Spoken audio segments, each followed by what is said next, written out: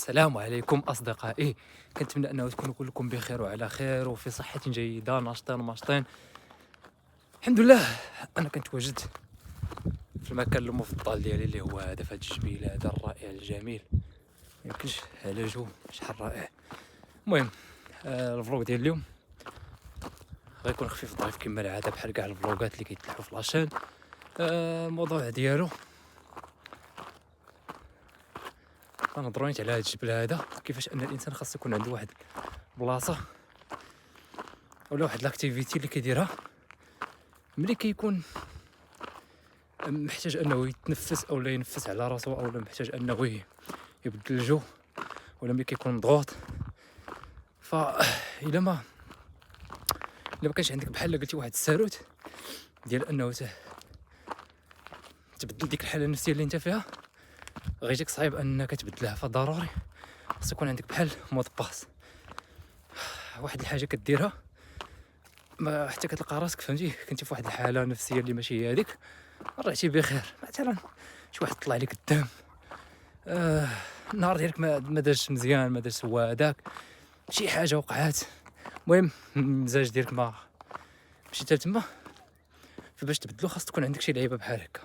انا من بين الحوايج اللي عندي كنجي لهاد البلاصه هادي، كندير لي فور في الطلعه مع الجبل، كنولي بخير، كنحس براسي مزيان.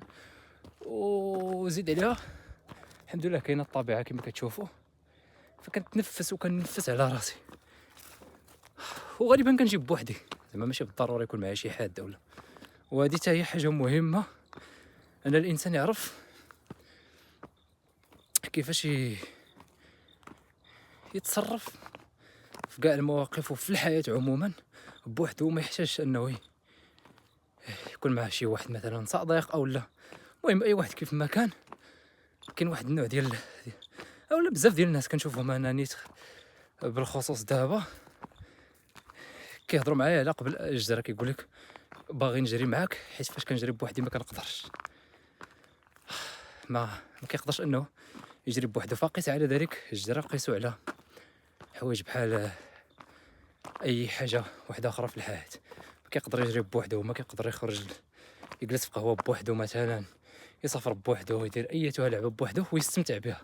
ما كيلقاش ديك الذوق المتعه بوحده. الا الانسان تعلم انه يلقى المتعه واللذه ديالو في الحياه بوحده، غيعيش مزيان. ما كنقولش انه ما خصوش يكونوا العلاقات ولا ما خصوش يكونوا الناس في الحياه ديالك، بالعكس خصك تكون اجتماعي وتعيش مع الناس، ولكن ما تكونش ديك الحاجه الملحه انه ضروري تكون مع الناس.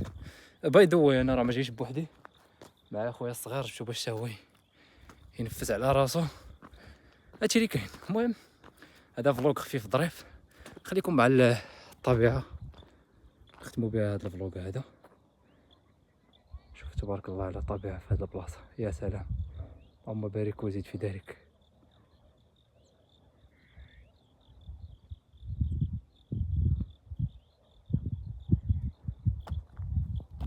فوالا هادشي اللي كاين في هذا الفلوق هذا.